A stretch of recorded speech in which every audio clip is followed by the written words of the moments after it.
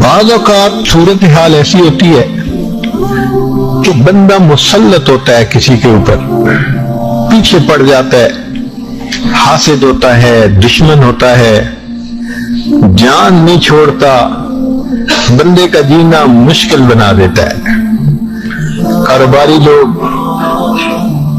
دفتری لوگ اس قسم کے لوگوں کو جانتے ہی ہیں، لگ پلنگ ہو رہی ہوتی ہے، ایسے لگتا ہوتا ہے کہ دوسرے بندے کا بس چلے تو روئے زمین کی بجائے اس کو ابھی زیر زمین پہنچا دے، ایسے ہوتا ہے۔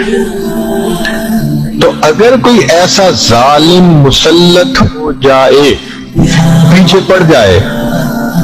ٹف ٹائم دینے لگ جائے، تو بزرگوں نے فرمایا اذا تسلط علیہ احد، اگر کوئی مسلط ہو جائے تو یہ دعا مانگا کریں، اللہم اغفر لی الذنب الذی سلطت بہ علی ھذا، اللہ میرے اس گناہ کو معاف کر دے جس گناہ کی وجہ سے آپ نے اس کو میرے اوپر مسلط فرما دیا۔